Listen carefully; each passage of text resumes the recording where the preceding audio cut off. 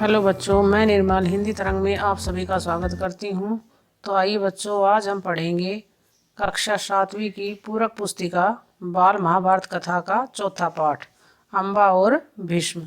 जैसा कि बच्चों हमने पिछले पाठ में पढ़ा था कि राजा शांतनु की दो रानियां थी, बड़ी गंगा और छोटी सत्यवती। यानी गंगा के चले जाने के बाद राजा शांतनु ने किससे शादी की थी बच्चों? सत्यवती से। और सत्यवती के दो पुत्र हुए। गंगा से तो देवव्रत, जो कि आगे चल के भीष्म के नाम से प्रसिद्ध हुए, और सत्यवती से दो पुत्र हुए, चित्रांगद और विचित्रवीर्य। चित्रांगद एक युद्ध में मारे गए और उसके बाद विचित्रवीर्य वहां के सिंहासन पर बैठे, हस्तिनापुर के सिंहासन पर। तो चलिए अब आगे पढ़ते हैं। सत्यवती के पुत्र चित्रांगद बड़े ही वीर परंतु स्वेच्छाधारी थे, यानी कि अपनी इच्छा के अनुरूप चलने वाले थे। एक बार किसी गंधर्व के साथ युद्ध हुआ, उसमें वह मारे गए और एक गंधर्व के साथ युद्ध में उनकी मृत्यु हो गई। उनके कोई पुत्र न था, इसलिए उनके छोटे भाई विचित्रवीर्य हस्तिनापुर की राजगद्दी पर बैठे। और क्योंकि चित्रांगद के कोई पुत्र नहीं था, इसलिए उनका छोटा भाई विचित्रवीर्य हस्तिनापुर की राजगद्दी पर बैठा। विचित्रवीर्य की आयु उस समय बहुत छोटी थी, इस कारण उनके बालिग होने तक राजकाज भीष्म को ही संभालना पड़ा। और क्योंकि विचित्रवीर्य अभी से बालिग नहीं हुए थे, इसलिए तब तक राजकारी किसको संभालना पड़ा बच्चों? भीष्म को। जब विचित्रवीर्य विवाह के योग्य हुए तो भीष्म को उनके विवाह की चिंता हुई। उन्हें खबर लगी कि काशीराज की कन्याओं का स्वयंवर होने वाला है। यह जानकर भीष्म बड़े खुश हुए और स्वयंवर में सम्मिलित होने के लिए काशी रवाना हो गए। यानी अपने भाई विचित्रवीर्य के लिए वो काशीराज की कन्याओं के स्वयंवर के लिए चल पड़े। देश विदेश के अनेक राजकुमार वहां उस स्वयंवर में भाग लेने के लिए आए हुए थे। राजपुत्रियों को पाने के लिए आपस में बड़ी स्पर्धा थी, यानी कि काशीराज की कन्याओं को पाने के लिए उन राजाओं में बड़ी ही होड़ लगी हुई थी। क्षत्रियों में भीष्म की प्रतिज्ञा की प्रतिष्ठा अद्वितीय थी और संपूर्ण क्षत्रिय साम्राज्य के अंदर, यानी संपूर्ण समाज में उनकी जो प्रतिष्ठा थी, उनकी जो ख्याति थी, किसकी? भीष्म की, वो बड़ी ही अद्वितीय थी, यानी अनोखी थी। उनके महान त्याग और भीषण प्रतिज्ञा का हाल सब जानते थे। उनके इस महान त्याग और इस प्रतिज्ञा के विषय में सभी जानते थे। इसलिए जब वह स्वयंवर मंडप में प्रविष्ट हुए तो राजकुमारों ने सोचा कि वह सिर्फ स्वयंवर देखने के लिए आए होंगे। इसलिए जब उन्हें राजकुमारों ने देखा तो उनके मन में एक ही बात आई कि वे तो शायद इस स्वयंवर को केवल देखने के लिए ही आए होंगे। परंतु जब स्वयंवर में सम्मिलित होने वालों में भीष्म ने भी अपना नाम दिया तो अन्य कुमारों को निराश होना पड़ा। लेकिन जैसे ही अन्य राजकुमारों की भांति जब भीष्म ने भी अपना नाम दिया तो और राजकुमारों को निराश होना पड़ा। उनको क्या पता था कि दृढ़व्रती भीष्म अपने लिए नहीं वरन अपने भाई के लिए स्वयंवर में सम्मिलित हुए हैं। उन्हें इस बात का तनिक भी ज्ञान नहीं था कि भीष्म खुद के लिए नहीं बल्कि अपने छोटे भाई के लिए इस स्वयंवर में शामिल होने आए हैं। सभा में खलबली मच गई, चारों ओर से भीष्म पर फब्तियां कसी जाने लगी।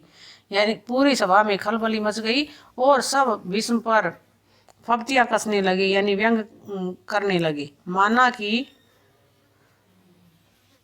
भरतवंशी भीष्म बड़े बुद्धिमान और विद्वान हैं, स्वयंवर से इन्हें क्या मतलब। और सब कहने लगे कि भीष्म तो बड़े बुद्धिमान और विद्वान हैं, इन्हें स्वयंवर से क्या मतलब, इनके प्रण का क्या हुआ और इन्होंने जो प्रतिज्ञा की हुई है उसका क्या हुआ। जीवन भर ब्रह्मचारी रहने की इन्होंने जो प्रतिज्ञा की थी, क्या वह झूठी थी? यानी कि इन्होंने जीवन भर अविवाहित रहने का, ब्रह्मचर्य का पालन करने की जो प्रतिज्ञा की थी, क्या वह झूठी थी? इस बातें सब राजकुमारों ने भीष्म की हंसी उड़ाई और ये सब बातें कहते हुए सभी ने ही भीष्म की हंसी उड़ाई। यहाँ तक कि काशीराज की कन्याओं ने भी भीष्म की तरफ से दृष्टि फेर ली और उनकी अवहेलना सी करके आगे की ओर चल दी।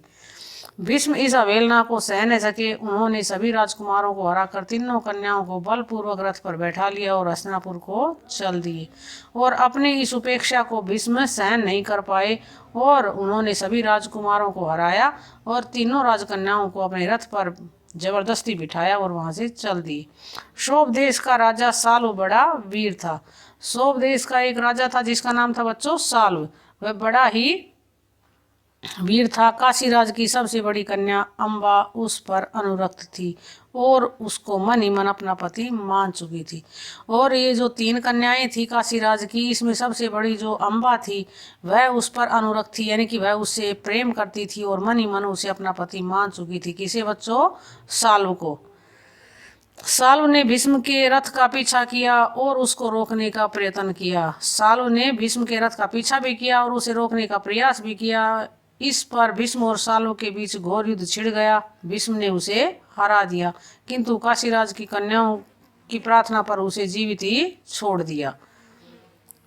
भीष्म काशीराज की कन्याओं को लेकर हस्तिनापुर पहुंचे। विचित्रवीर्य के विवाह की सारी तैयारी हो जाने के बाद जब कन्याओं को विवाह मंडप में ले जाने का समय आया तो काशीराज की बड़ी बेटी अम्बा एकांत में भीष्म से बोली, गांगे, गांगे का मतलब है बच्चों गंगा पुत्र, मैंने अपने मन में शोभ देश के राजा शालू को अपना पति मान लिया था। इसी बीच आप मुझे बलपूर्वक यहाँ ले आए। मेरे मन की बात जानने के बाद आप मेरे बारे में अब जो उचित समझे करें। अब उसने अपनी सारी बात बता दी कि मैं तो मन ही मन उसको अपना पति मान चुकी हूँ। किसको? सालू को। अब आपको जो और आप मुझे बलपूर्वक यहाँ ले आए, अब आप जो मेरे लिए उचित समझे वो करें। भीष्म को अम्बा की बात जची। उन्होंने अम्बा को उसकी इच्छा अनुसार उचित प्रबंध के साथ सालू के पास भेज दिया और अम्बा की दोनों बहनों अंबिका और अम्बालिका का विचित्रवीर्य के साथ विवाह करा दिया। यानी कि अम्बा के कहने के पश्चात उसे तो सालू के पास भेज दिया और अंबिका और अम्बालिका का विवाह विचित्रवीर्य के साथ करा दिया। अम्बा अपने मनोनीत वर शोभराज साल्व के पास गई और सारा वृतांत कह सुनाया। और अम्बा जब मनोनीत यानी मन से माने हुए अपने उस वर यानी जो उसने अपने मन से जिसे अपना वर माना हुआ था, किसे? शोभराज साल्व को, तो वह उसके पास गई और उसे सारा घटनाक्रम सुनाया। उसने कहा, राजन, मैं आपको ही अपना पति मान चुकी हूँ। मेरे अनुरोध से भीष्म ने मुझे आपके पास भेजा है। आप मुझे अपनी पत्नी स्वीकार कर लें। पर साल्व ने माना, लेकिन उसकी इस प्रार्थना का भी सालों पर कोई असर नहीं हुआ। वह इस बात को नहीं माना। उसने अम्बा से कहा, सारे राजकुमारों के सामने भीष्म ने मुझे युद्ध में पराजित किया और तुम्हें बलपूर्वक हरण करके ले गए। इतने बड़े अपमान के बाद मैं तुम्हें कैसे स्वीकार कर सकता हूँ? यानी कि वह तो बलपूर्वक तुम्हारा हरण करके लेके गया था। अब इस अपमान के बाद मैं तुम्हें कैसे स्वीकार कर सकता हूँ? तुम्हारे लिए अब उचित यही है कि तुम भीष्म के पास जाओ और उसकी सलाह के मुताबिक ही काम करो। यानी कि सालों ने अम्बा को स्वीकार नहीं किया और उसे वापस किसके पास भेज दिया? भीष्म के पास। बेचारी अम्बा हस्तिनापुर लौट आई और भीष्म को सारा हाल कह सुनाया। उन्होंने विचित्रवीर्य से कहा, वत्स, राजा सालू अम्बा को स्वीकार नहीं करता। इससे विदित होता है कि उसकी इच्छा अम्बा को पत्नी बनाने की नहीं थी। अब उसके साथ तुम्हारा ब्याह करने में कोई आपत्ति नहीं है। अब इस पर भीष्म ने विचित्रवीर्य से कहा कि आप इसे अपनी पत्नी बनाइए। अब इसे अपनी पत्नी बनाने में तुम्हारे लिए कोई आपत्ति भी नहीं है, यानी कोई विघ्न नहीं है बीच में। पर विचित्रवीर्य अम्बा के साथ ब्याह करने को राजी न हुए। लेकिन विचित्रवीर्य भी अम्बा के साथ विवाह करने को खुश नहीं हुआ। बेचारी अम्बा न इधर की रही न उधर की, कोई और रास्ता न देख वह भीष्म से बोली, गांगे, मैं तो दोनों ओर से ही गई, मेरा कोई भी सहारा न रहा। आप ही मुझे हर लाए थे, अतः अब आपका यह कर्तव्य है कि आप मेरे साथ ब्याह कर लें। और फिर उसने कहा कि आप ही मुझे हरण करके लाए थे, यानी जबरदस्ती बलपूर्वक उठाकर लाए थे।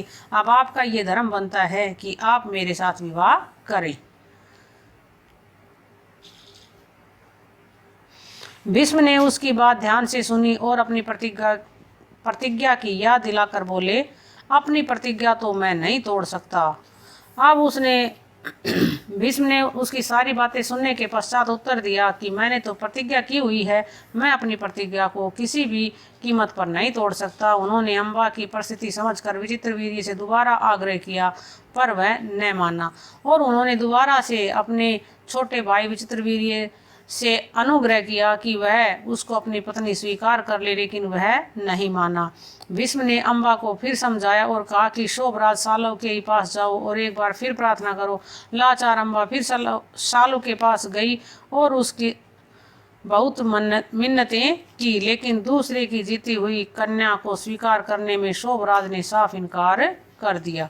यानी कि इसका निष्कर्ष ये हुआ कि ना तो विचित्रवीर्य ने अम्बा को स्वीकार किया और ना ही शोभराज साल्व ने। अम्बा इस प्रकार 6 साल तक हस्तिनापुर और शोभ देश के बीच ठोकरें खाती रही। और बच्चों, कितने साल तक ठोकरें खाती रही अम्बा? 6 वर्ष तक। उसने अपने इस सारे दुख का कारण भीष्म को समझा और उसने अपने मन में ये ठान लिया कि मेरे इस दुख का जो कारण है वह है भीष्म। उन पर उसे बहुत क्रोध आया और प्रतिहिंसा की आग उसके मन में जलने लगी और उसमें बदले की जो आग थी वह ज्वलंत हो उठी। भीष्म से बदला लेने की इच्छा से वह कई राजाओं के पास गई और उनको अपना दुखड़ा सुनाया। भीष्म से युद्ध करके उनका वध करने की उसने राजाओं से प्रार्थना की, पर राजा लोग तो भीष्म के नाम से ही डरते थे। किसी में इतना साहस न था कि भीष्म से युद्ध करें। क्षत्रियों से एकदम निराश होकर अम्बा ने तपस्वी ब्राह्मणों की शरण ली। तपस्वियों ने कहा, बेटी तुम परशुराम के पास जाओ, वे तुम्हारी इच्छा अवश्य पूरी करेंगे। तब ऋषियों की सलाह पर अम्बा परशुराम के पास गई। अम्बा की करुण कहानी सुनकर परशुराम का हृदय पिघल गया। उन्होंने दयाद्र स्वर में कहा, काशी राजकन्ये, तुम मुझसे क्या चाहती हो? अम्बा ने कहा, ब्राह्मण वीर, मेरी प्रार्थना केवल यही है कि आप भीष्म से युद्ध करें। मैं आपसे भीष्म के वध की भीख मांगती हूँ। और बोली कि मेरी प्रार्थना यह है कि आप भीष्म का वध कर दें। परशुराम को अम्बा की प्रार्थना पसंद आई। बड़े उत्साह के साथ वह भीष्म के पास गए और उन्हें द्वंद्व के लिए ललकारा। दोनों कुशल योद्धा थे और धनुष विद्या के जानकार भी। दोनों ही जितेंद्रिय और ब्रह्मचारी थे। समान योद्धाओं की टक्कर थी। कई दिनों तक युद्ध होता रहा, फिर भी हार जीत का निश्चय न हो सका। अंत में परशुराम ने हार मान ली और उन्होंने अम्बा से कहा, जो कुछ मेरे वश में था कर चुका, अब तुम्हारे लिए यही उचित है कि तुम भीष्म की ही शरण लो। कहता कि मैं जो कर सकता था मैंने किया, अब तुम्हारे लिए यही हितकर है कि तुम भीष्म की ही शरण लो। पर अम्बा ऐसी बातों से कब विचलित होने वाली थी? यानी कि अम्बा इन सब बातों से विचलित नहीं हुई। उसने वन में जाकर फिर तपस्या शुरू की और तपोबल से स्त्री रूप छोड़कर पुरुष बन गई। और बच्चों, उसने इतनी तपस्या की कि अपने तपोबल से वह स्त्री रूप को छोड़कर पुरुष बन गई और उसने अपना नाम शिखंडी रख लिया। और उसने अपना नाम क्या रखा बच्चों? शिखंडी। जब कौरवों और पांडवों के बीच कुरुक्षेत्र के मैदान में युद्ध हुआ तो भीष्म के विरुद्ध लड़ते समय शिखंडी रथ के आगे बैठा था और अर्जुन ठीक उसके पीछे। ज्ञानी भीष्म को यह बात मालूम थी कि अम्बा ही शिखंडी का रूप धारण किए हुए है, इसलिए उन्होंने उस पर बाण चलाना अपनी वीरोचित प्रतिष्ठा के विरुद्ध समझा। शिखंडी को आगे करके अर्जुन ने भीष्म पितामह पर हमला किया और अंत में उन पर विजय प्राप्त की। जब भीष्म आहत होकर पृथ्वी पर गिरे तब जाकर अम्बा का क्रोध शांत हुआ। तो बच्चों, आज की वीडियो में बस इतना ही। मैं आशा करती हूँ ये वीडियो तुम्हें पसंद आई होगी। अगर ये वीडियो पसंद आई हो तो इसे लाइक ज़रूर करें और अगर आप इस चैनल पर नए हैं तो इसे सब्सक्राइब करना न भूलें।